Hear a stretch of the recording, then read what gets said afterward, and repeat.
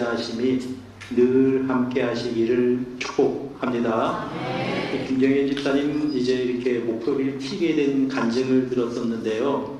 대학에 들어가서 기도를 하면서 매일 아침 하나님께 나오면서 기도하면서 기도 제목이 목소리가 이제 튀는 거였답니다. 그래서 이제 방학 때 목소리 튀기 위해서 집사님 눈물을 한 바가지 흘렸다 그랬죠?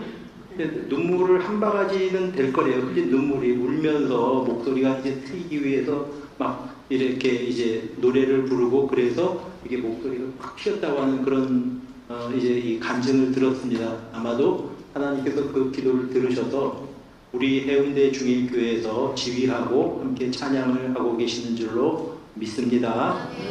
우리 집사님 고백처럼 평생에 하나님의 선하심과 인자하심이 늘 함께 하실 수 있도록 볼 때마다 축복해 주시고 격려해 주시고 기도해 주시기를 부탁을 드리겠습니다. 우리 김선영 집사님도 기도한 대로 하나님께서 은혜를 베풀어 주실 줄을 믿습니다. 자, 이제 본격적으로 시작합니다. 지난주 우리가 전한 말씀을 한번 여러분 이제 상기해 보시기를 바랍니다. 지난주엔 폐륜 사건에 대해서 이제 성경에서 말씀을 전했습니다. 그 폐륜 사건이 사실은 단순한 성적인 범죄가 아니라 돈과 관련이 되어 있다, 경제적인 문제와 관련이 되어 있다라고 말씀을 드렸습니다. 그리고 그 당시 고린도 사회 자체가 전체적으로 그렇게 이제 성적으로 타락했기 때문에 그런 문제는 큰 문제시하지 않는 분위기에서 교회에도 그런 사람들이 들어왔다 말씀을 드렸습니다. 그러나 바울 사도는 아주 단호하게 그런 사람들은 교회에서 쫓아내야 된다 이렇게 말씀을 이렇게 이제 전했습니다. 왜냐하면 성적인 문제에 있어서는 하나님께서는 성이란 부부 사이에서 이제가 아닌 다른 곳에서 이렇게 이제 사람들이 사용하는 성은 다 왜곡이고 그것이 범죄고라고 이제 그것이 음란이고 하는 것들이다 이렇게 말씀을 드렸습니다. 자, 오늘은 또 어떤 문제에 대해서 그가 이제 다루고 있는가 하면 송사에 대한 문제 혹은 소송에 대한 문제에 대해서 지금 이제 그 말씀을 하고 있는 것을 보게 됩니다. 여러분, 우리나라가 인구 비율당 소송하는 비율 혹은 고소하는 비율이 일본보다 40배가 높답니다. 왜 그럴까? 한국 사람들이 못돼서 그런가? 그게 아니고 우리가 너무 쉽게 고소할 수 있다고 그래요. 그래서 어떤 일에 대해서 고소를 하고 혹은 고발도 하고 그래서 아니면 말고입니다. 별로 고소를 해도 그 사람에게 불이익이 없대요. 우리나라가. 저는 안 해봤습니다. 고소. 그러니까 이제 이 고린도전서 6장 같은 경우에는 우리나라 사람들이 특별히 읽으면서 그리스도인들이 유념해야 될 장이 아닌가라고 생각을 해봅니다. 고린도라고 하는 도시는 대로마 제국의 한 도시였습니다. 근데 이 로마가 지중해 연안을 다 아울러서 지배하던 대형 국가입니다. 여러분, 요즘 같아도 그런 큰 어떤 영역을 지배하기가 쉽지가 않을 겁니다. 그 당시에 교통도 발달하지 않았고 통신도 지금이랑 비교가 안 되게 이렇게 늦었죠. 그런 데서 어떻게 그런 거대한 제국을 유지할 수 있었을까? 로마가 1000년을 봅니다. 1000년을 그런 어떤 제국을 유지를 했는데 물론 중간에 너무 크니까 동로마 제국국, 서로마 제국으로 나누어지기는 나누어졌습니다만 라틴 문자가 지금까지도 이제 이 서양 문화에 기본적으로 이제 깔려 있습니다. 그래서 라틴어를 막 사람들이 배워야 되는 이제 이런 이제 일들이 있는 것입니다. 그런데 이 로마를 유지시킬 수 있었던 요인 중에 하나가 법이었습니다. 로마의 법. 그러니까 공정하고 또 이제 바르게 이제 제정된 그 로마의 법, 유명하지 않습니까? 로마의 법을 통해서 그 나라가 유지될 수 있었다는 겁니다. 형사 사건인 경우에는 그랬다는 거고요. 민사 쪽으로 가면 얘기가 좀 달랐습니다.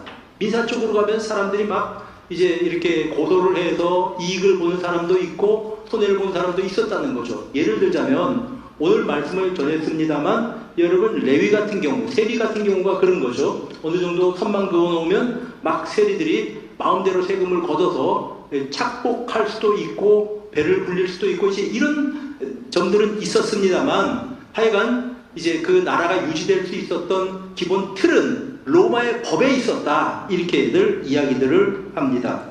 자, 그러니까 사람들이 이 법을 이용해서 고소를 하기도 하고 그 가운데 이익을 취하는 사람들이 많이 생겼다고 하는 말입니다. 그런 분위기가 고린도에도 만연해 있었다고 하는 말입니다. 그런데 그 사람들 가운데 보니까 교인들 사이에서 서로 분열이 생겨서 재산상의 문제로 재판을 하는 사람들이 생겼다고 하는 겁니다. 그 소식을 바울 사도가 들었습니다. 지금 그 문제에 대해서 지금 언급을 하고 있는 것입니다. 1절 봅시다. 먼저 너희 중에 누가 다른 이와 더불어 다툼이 있는데 구태여 불의한 자들 앞에서 고발하고 성도 앞에서 하지 아니하느냐. 불의한 자들은 누굽니까? 이 세상의 법정입니다. 세상의 공권력을 의지한다고 하는 말입니다. 왜 세상의 공권력을 의지해서 재판을 하냐? 너희 가운데 성도 앞에서 성도들끼리 서로 해결해야 되지 왜 너희들이 그 문제를 가지고 재판장에 가서 판사의 판결을 받으려고 하느냐. 지금 그 말씀입니다.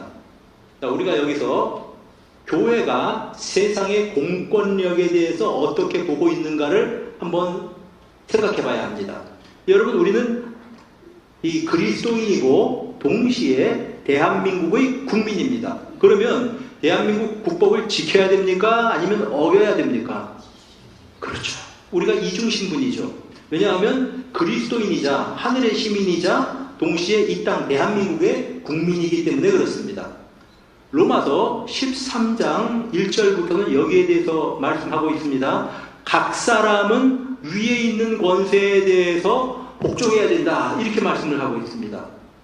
그리고 로마서 13장 3절에 이렇게 말씀을 합니다. 다스리는 자들은, 자, 이건 행정적으로 다스리는 사람을 말하는 겁니다. 우리 입장에서 보면 구청장, 시장 이런 사람들이요. 도지사 내지는 대통령이 다스리는 사람들은 선한 일에 대하여 두려움이 되지 않고 악한 일에 대하여 돼야 되나니 너희는 권세를 두려워하지 아니하려느냐? 선을 행하라. 그리하면 그에게 칭찬을 받을 것이다. 자, 선한 일에 대해서 두려움이 되지 않고, 그러니까 이제 이 말하자면 어떤 세상의 그 권력을 말하는 거예요. 그 행정권 혹은 사법권을 말하는 겁니다. 자, 그 다음에 4절을 한번 보세요. 4절.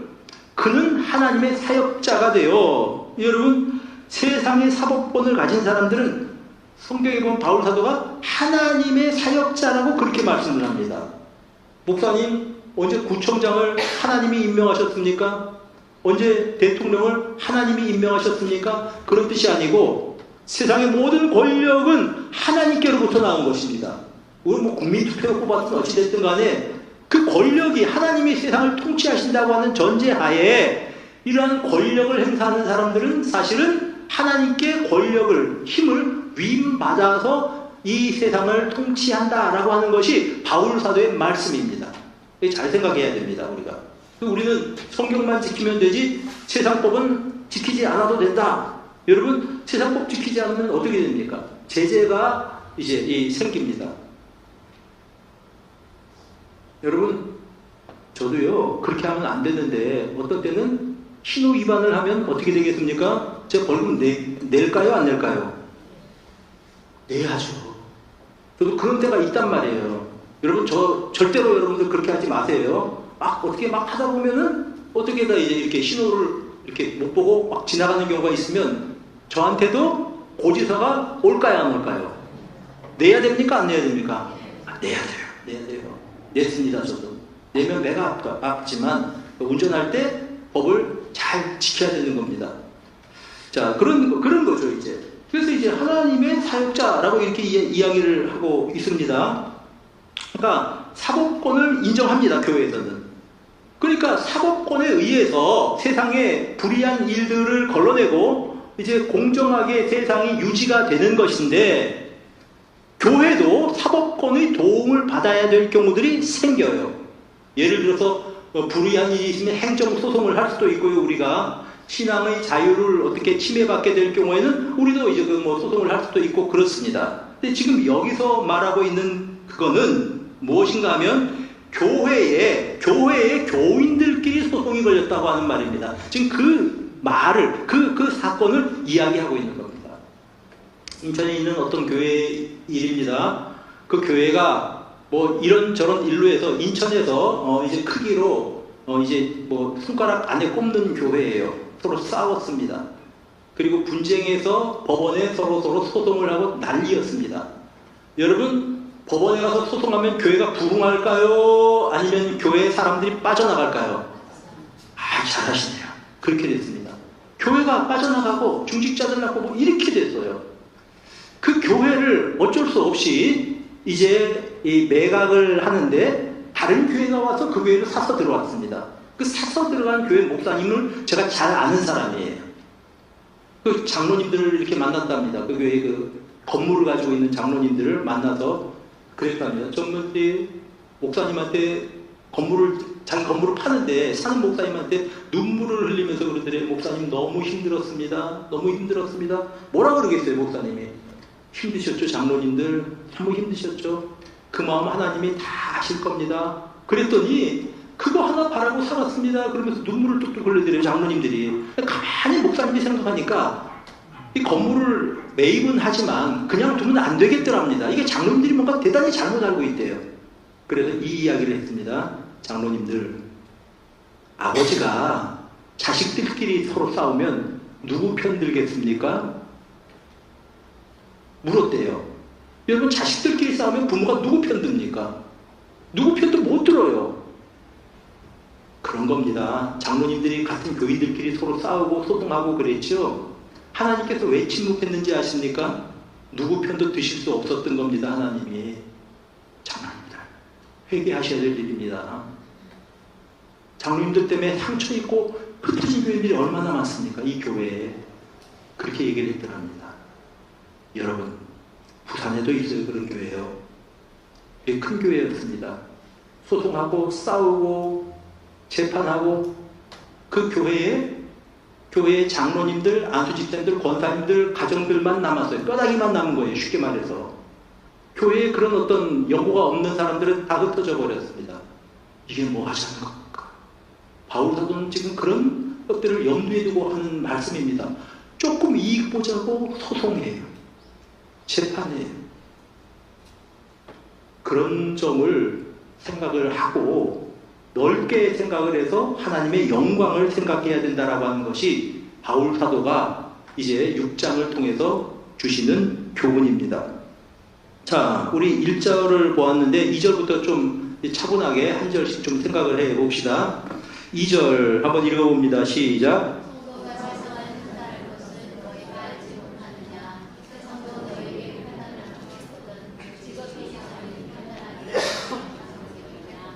성도가 세상을 판단한다고 말씀합니다. 세상을 판단할 성도가 아주 작은 교인들 사이의 일을 판단하지 못하겠느냐, 그 말씀입니다. 더 나가서 3절 보세요. 성도가 누구를 판단한다고 했습니까? 우리가 누구를 판단해요? 세상을, 천사를 재판장 입장에서 판단을 할 사람이 교인들이라고 하는 것입니다. 그런데 너희들이 그런 존귀한 존재인데 그런 자들이 서로 싸워서 그거 판단할 사람이 없어서, 중지할 사람이 없어서 지금 공권력에 그걸 가지고 재판을 한단 말이야? 참 부끄러운 일이다. 그 말씀입니다. 여러분, 아니 목사님, 그러면 어디에 성도가 세상을 판단할 거라고 말합니까? 그 성경에 나와요. 우리 한번 찾아봅시다. 지금 시간이 설교 듣기가 굉장히 힘든 시간이거든요. 그래서 좀 성경을 한번 좀 찾아봅시다. 7장, 어딘가 다니엘서 7장 찾아보세요. 다니엘서 7장 구약으로 가서요. 다니엘이 그 환상을 봅니다. 환상을 보아서 앞으로 되어질 일에 대해서 다니엘이 본 환상입니다. 그 환상에 보면 짐승 4마리가 나옵니다. 어떤 짐승이 나오는가 한번 봅시다. 제일 먼저 나오는 짐승이 4절입니다. 어떻게 생긴 짐승이 나온다고 합니까? 사자와 같은데 또 어떻게 해요? 독수리 날개가 있다. 이렇게 이제 성경은 말씀하고 있습니다. 이거는 바벨론 제국을 의미하는 겁니다. 바벨론 제국을 그 당시에 이제 그 주변의 역사에서는 독수리로 묘사를 했어요. 큰 제국을 이루었죠. 사자가 있는데 독수리 날개를 가졌다. 자, 그 다음에 또 다른 짐승이 등장을 하죠. 자, 두 번째 짐승은 뭡니까? 5절에? 자, 곰과 같다고 그랬어요. 근데 곰이 어떻게 생겼습니까? 자세히 보니까 이 사이에 여러분, 무슨 곰이 갈비를 좋아하나?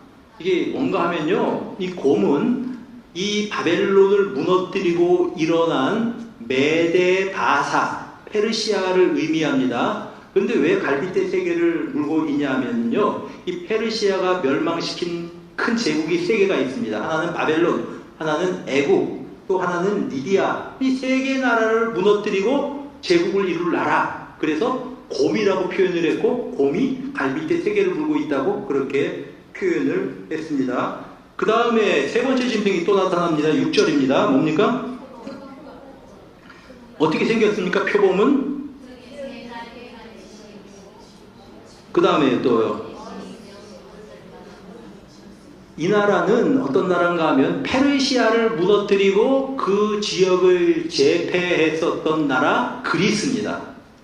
그 당시에 그리스의 이 영웅 알렉산더가 그 당시 주변을 싹 정복해서 완전히 그리스가 지중해 연안을 완전 지배했고요. 심지어는 이 알렉산더는 인도까지 정벌을 했대요. 그런데 왜 표범같이 그렇게 되어 있냐 하면은 굉장히 빠르게 그 어떤 그 정복 전쟁을 진행을 했다고 그래요. 그리고 그 다음에 머리가 몇 개가 있습니까? 왜 그랬을까요? 정확히 말했습니다. 그 얘기예요. 알렉산더가 죽은 다음에 이 그리스가 4분되었습니다. 4조각 났습니다. 지금 그거 이야기를 성경에서는 말씀하시고 있는 겁니다. 자, 그 다음에 또 짐승이 하나 나오는데 무슨 짐승입니까? 13, 가면서 보자. 7절에 나오죠. 예. 어떤 짐승입니까?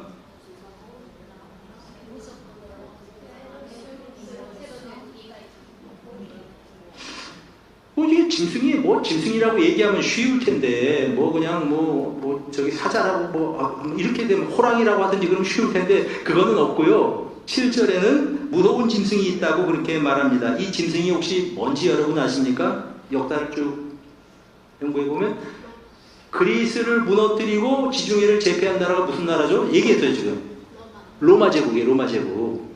지금 현재 고린도가 이 로마 제국의 영향 하에 있는 겁니다. 그런 나라가 생길 것이라고 그렇게 말씀을 합니다. 그러니까 이제 이 짐승 이야기가 나오면은 하나님께서 환상을 보여주심으로 말미암아 다니엘에게 세계 역사가 이렇게 진행되어질 것이다 라고 보여주신 거예요. 그 다음이 중요합니다. 그 다음에 뭐가 등장하냐 하면요, 9절 보세요. 뭐가 나옵니까? 왕좌가 놓여 있다. 그 왕좌에 누가 앉아 계십니까? 옛적부터 항상 계시니 누굴까요?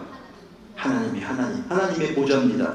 그 보좌에 옷이 희기가 눈 같고 양털 같은 머리를 가진 분이 앉아 계신데 보좌는 불꽃이고 바퀴는 타오르는 불이다. 하나님께서 앉아 계신다. 자, 이게 뭔 얘기인 거 아니에요? 하긴 졸릴 시간이에요. 정신 좀 우리 바짝 차리고 될 수 있으면 저도 빨리 끝내는 방향으로 할게요. 근데 빨리 끝날지는 잘 모르겠어요. 내용이 좀 많아요. 자, 그 나라가 다 망한 다음에 이제 이 세상의 로마라고 하는 그들이 생각하는 가장 강력한 그 제국이 끝나고 세상 역사가 끝난 다음에 그 위에 누가 계시냐 하면 누가 계십니까? 하나님께서 앉아 계신다고 하는 겁니다. 그런데 그 하나님의 보좌에 자세히 성경을 읽어보면 한 분이 하나님의 보좌 앞에 인도되는 분이 있습니다. 13절 읽어봅니다. 시작. 내가 또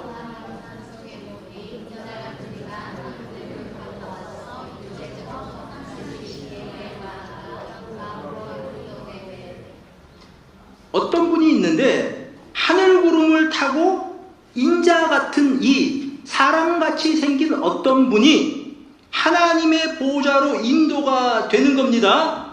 그리고 그에게 그 인자 같은 분에게 보좌에 계신 하나님께서 그분에게 14절 보세요. 권세와 영광과 나라를 주신다고 말씀합니다. 여러분 주기도문이 아시죠? 나라와 권세와 영광이 아버지께 있는 것입니다. 그건 아버지 하나님의 것이에요. 근데 보좌에 앉으신 하나님께서 인자같이 구름을 타고 오는 그분에게 권세와 영광과 나라를 주시고 모든 나라들이 그를 섬기도록 하셨다고 하는 것입니다. 여러분 여기서 말하는 인자가 누굴까요? 예수 그리스도십니다. 예수님께서 인자라고 지칭하셨어요. 스스로.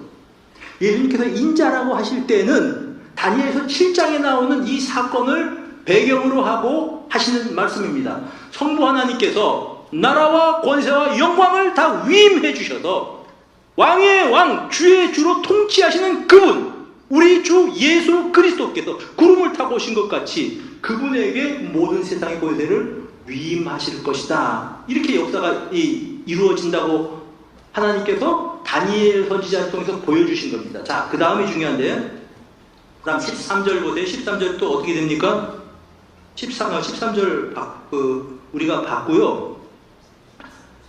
이제 쭉 한번 봅니다. 그의 권세는 소멸되지 않고 그의 나라는 멸망하지 않는다. 그 다음에 어디까지 가보냐 하면은 18절을 한번 봅니다. 자, 지극히 높으신 이에 성도들이 뭐를 얻어요? 그 다음에 성도들이 나라를 얻어요. 그 누림이 영원하고 영원하리라. 이렇게 말씀을 하고 있습니다. 그게 22절에 또 나옵니다. 22절 한번 또 읽어봅니다. 시작. 예적부터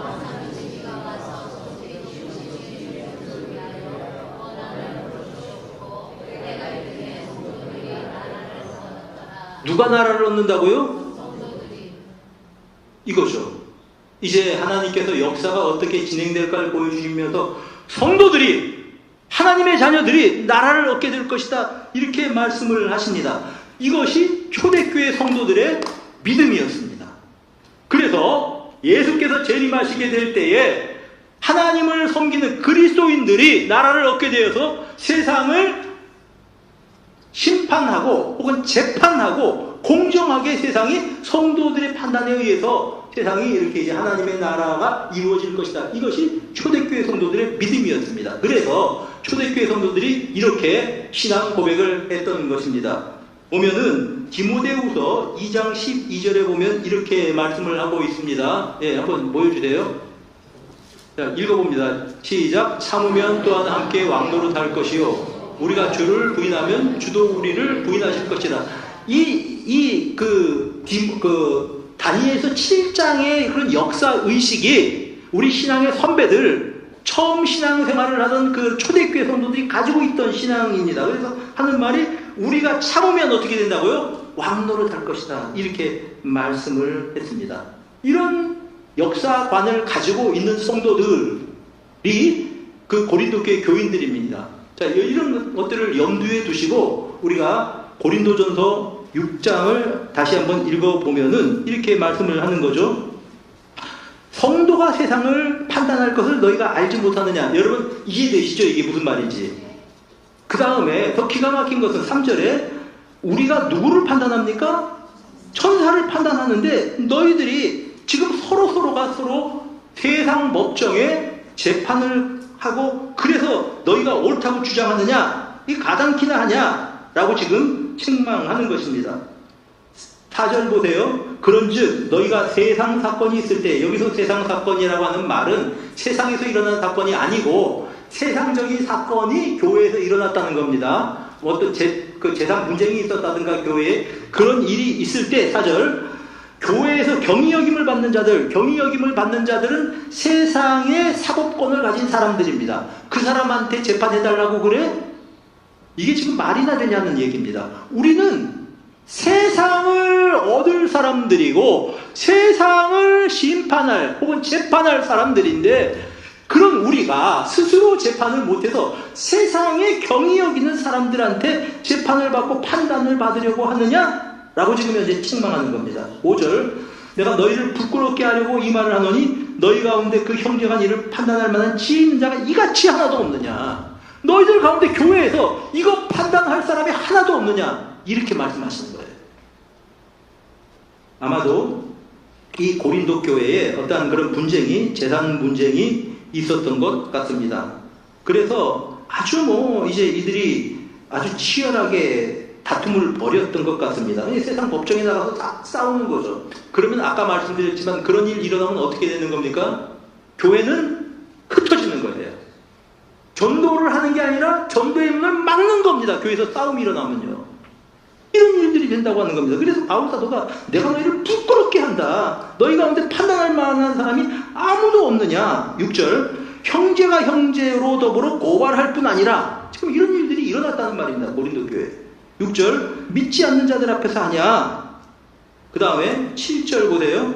너희가 피차 고발함으로 너희 가운데 어떻게 됩니까? 이미 뚜렷한 허물이 있나니 차라리 불의를 당하는 것이 낫지 아니하며 차라리 속는 것이 낫지 아니하냐. 자, 여러분 지금 바울 사도가 서로 싸우고 있는 사람들한테 이제 A가 옳다, B가 옳다 지금 그거 판결하고 있는 거 아니에요. 너희들 사이에서 재판이 일어났다고 하는 것 자체는 이미 그것 자체가 허물이라는 겁니다. 누가 잘했든 누가 잘못했든 서로 싸우는 자체가 너희가 잘못했다고 하는 그러한 말입니다. 아주 신랄하게, 아주 통렬하게 그들을 이제 때리는 겁니다. 막 책망하는 겁니다.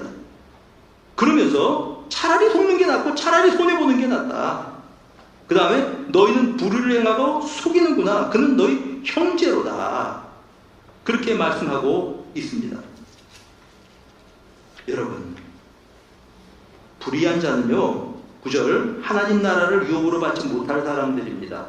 세상에 공권력을 가졌다고 할지라도 불의한 그런 권력을 가진 사람들은 하나님 나라를 유업받지 못해요. 그 사람들한테 너네가 재판을 받는다고?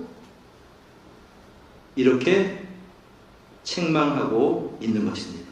그러니까 이렇게 너희들 사이에서 어떤 갈등이 있다고 해서 이거 판단한다고 소송장 써서 밖으로 나가서 판단해달라고?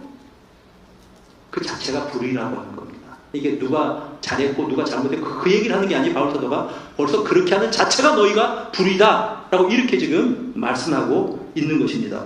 왜? 그 사람은 내가 옳기 때문에 옳다는 것을 판단받기 위해서 나가는 거예요. 그냥 누가 옳고 누가 그르고 그게 중요한 것이 아니고 고린도 교회를 사랑하는 바울 사도가 볼 땐 너희들은 벌써 불의한 자들이다라고 하는 겁니다. 이 바울 사도의 책망인 것입니다. 본문에 보면 이제 그 얘기를 하는 것이죠. 여러분, 예수님은 그러면 재판에 대해서 뭐라고 말씀하십니까? 예수님도 재판에 대해서 말씀하신 적이 있습니다. 여러분, 마태복음 5장 23절에 예수님께서 이렇게 말씀을 하십니다. 너희가 예물을 제단에 드리려다가 거기서 내 형제에게 원망받을 만한 일이 생각나거든. 여기서 그냥 원망받을 만한 일이 아니에요. 5장 24절에 예물을 제단 앞에 두고 먼저 가서 형제와 화목하고 그와 함께 그 후에 와서 예물을 드리라. 너를 고발하는 자와 함께 길에 있을 때에 누군가 다른 사람하고 소송이 걸릴 일이 있다고 생각을 해봅시다. 내가 그런 일이 있는데 예배 드리러 와요. 그때 그 일이 해결이 안 된 줄로 생각하거든. 예물 내려놓고 먼저 그 사람하고 화해해라. 아니면 너희가 재판석에 가서 네가 감옥에 갇힐지도 모른다. 예수님께서 지금 뭐라고 말씀하시는 겁니까? 억울한 사람이 이길 거다. 그 말씀하시지 않으세요. 예수님께서 화해해라. 아니 재판을 받지 말아라. 그 말씀을 하시는 겁니다. 예수님 뭐라고 말씀하셨는지 또 들어볼까요? 재판에 대해서 마태복음 5장 39절 한번 봅시다. 읽어봅시다. 시작.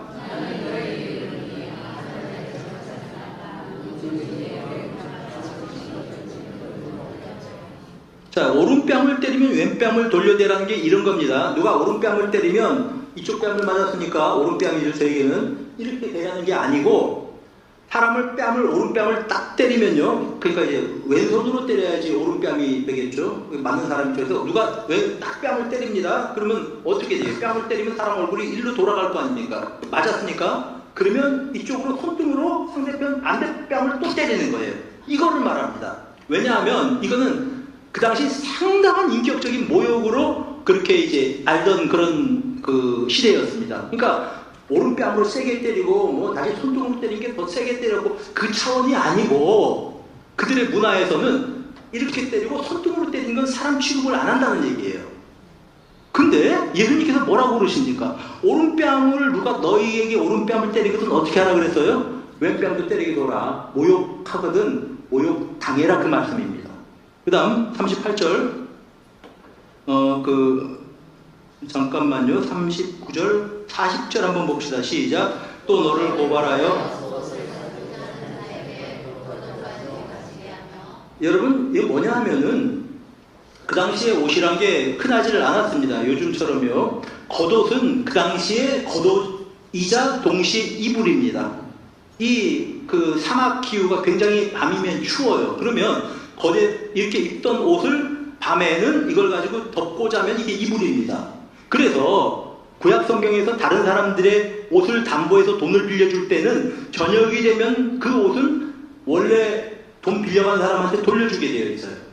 그건 뭐냐 하면 그 사람이 추위에 떨지 않도록 하기 위해서 그런 법을 제정해 놓으신 것입니다. 하나님께서. 자, 근데 어떤 사람이 겉옷을 빼앗아 가려고 그래요? 그럼 예수님 뭐를 주라고 말씀하십니까? 속옷까지도 주라. 그 다음에 또 누가 너로 억지로 오리를 가져가려고 하거든 어떻게 하라 그럽니까? 이거는 그 당시에 그 징발법을 의미합니다. 로마 식민지라는 게 그렇죠. 그 당시 유대인들에게 아무나 오라 그래서 일 시킬 수 있어요. 너는 여기 오리를 걸어가. 너는 십자가 지고 여기까지 가. 로마 군인들이 말하면 그게 법입니다. 그 당시. 요즘 같으면 뭐 큰일 날 일이지만은 남의 자유를 빼앗는 거지만 그 당시에는 그거는 상식이에요. 그 당시 사람들은. 자, 누가 너한테 오리를 가자 그러면 어떻게 가라고 그렇게 말씀을 하십니까? 침리까지 가주라고 그렇게 말씀을 하시는 것입니다. 이거는 로마 권력의 부당한 횡포를 인정하라고 하는 그런 의미가 아니고 그런 일을 당하고 있다고 할지라도 보복하지 말라고 하는 겁니다. 이거 쉬운 일이 아니에요. 여러분, 신자들은요, 근본적으로 주님의 말씀에 의하면요, 당하면서 살고 모자라서 그런 게 아니에요. 어떻게 보면 손해보면서 살라고 하는 게 예수님 말씀입니다. 잘 생각해 보셔야 돼요, 여러분.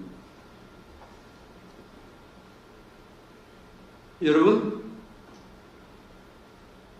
성도들이 재판장이 될 것입니다. 세상을 다스리고 판단할 것입니다. 예수님 뭐라고 말씀을 하셨냐 하면 마태복음 19장 28절을 보세요. 한번 띄워주세요. 예수께서 이르시되 내가 진실로 너희에게 이르노니 세상이 새롭게 되어 인자가 자기 영광의 보좌에 앉을 때에 나를 따르는 너희도 12 보좌에 앉아 이스라엘 12지파를 어떻게 한다고요? 여러분, 이게 예수님 말씀이에요. 그러니까 정확하게 다니엘서 7장에 나오는 이런 역사관하고 예수님이 가지고 계시던 역사관하고 똑같아요. 성도가 세상을 심판하게 된다고 하는 것입니다. 그래서 초대교회 성도들은 우리가 참으면 참을 것이고 나라를 얻을 것이다 라고 신앙 고백을 했던 것입니다. 그런 고백을 하는 교인들이 세상을 심판할 너희들이 서로서로 분쟁을 하고 서로서로 고소장을 남발하고 서로서로 상대가 잘못했다고 해서 서로 싸우냐? 그 자체가 불의다 라고 말씀하시는 겁니다. 여러분, 참 슬픈 이야기 하나 드릴게요. 사법연수원에서 예비 법조인들을 가르치는 어떤 교수님이 이런 말씀을 하셨대요.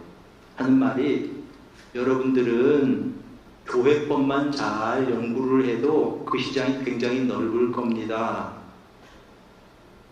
여러분, 이거 슬픈 말 아닙니까?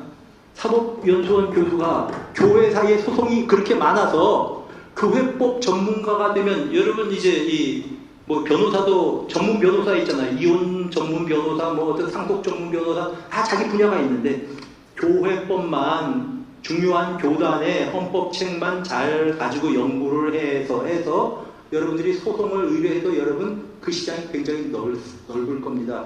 이게 무슨 얘기입니까? 이게? 얼마나 서글픈 일입니까? 세상 사람들이 교회를 어떻게 보겠습니까? 그런 사람들이, 그 법조인들이 예수를 믿겠습니까? 참 부끄러운 일이죠.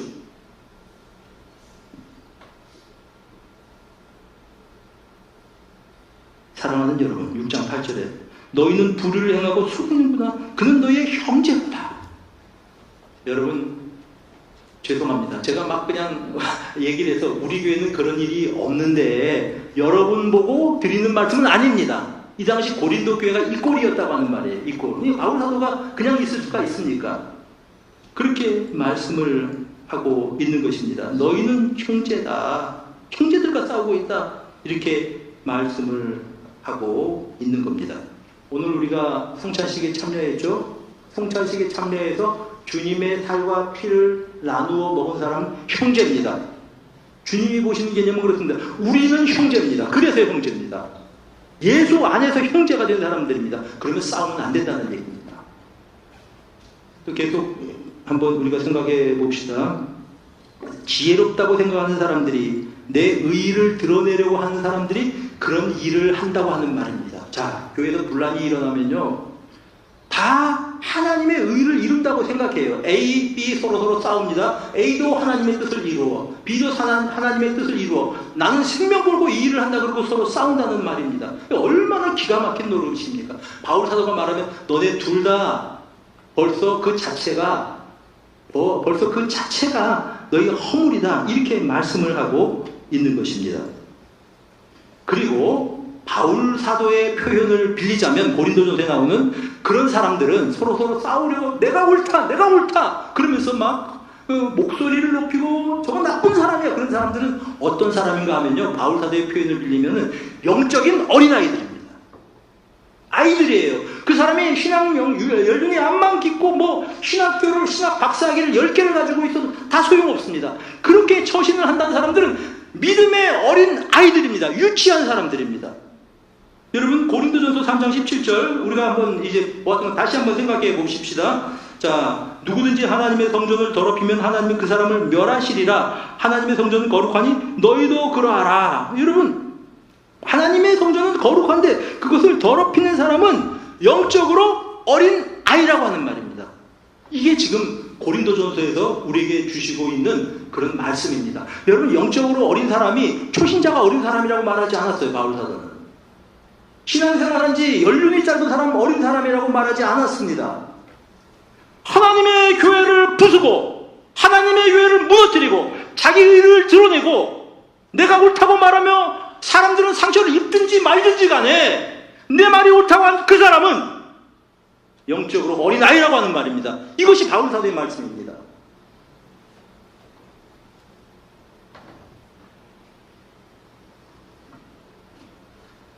왜 이렇게 합니까? 그 이유에 대해서도 고린도전서에서는 말씀하고 있죠. 고린도전서 1장 18절, 19절, 20절 한번 읽어보도록 하겠습니다. 띄워주세요. 시작!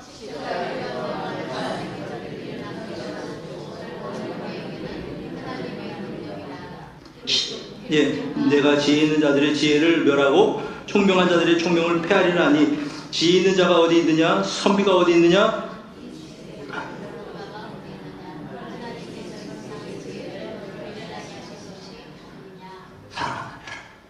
그 마음에 십자가가 없어서 그래. 십자가에 대한 은혜가 없어서 그렇습니다.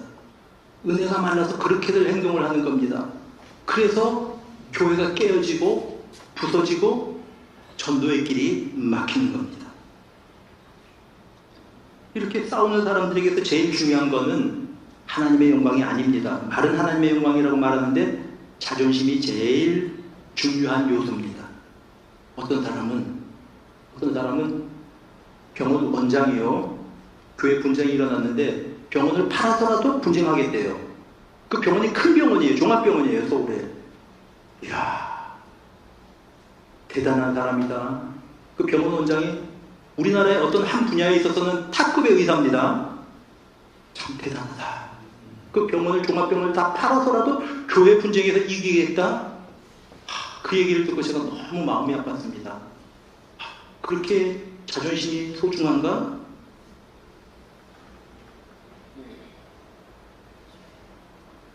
여러분, 이 고린도전서 6장 때문에요, 교단이 나눠지기도 했습니다. 우리나라 한국 교회 역사에서요, 고신측 교회가 있죠. 고신측 교단. 이 교단에 분쟁이 일어났습니다.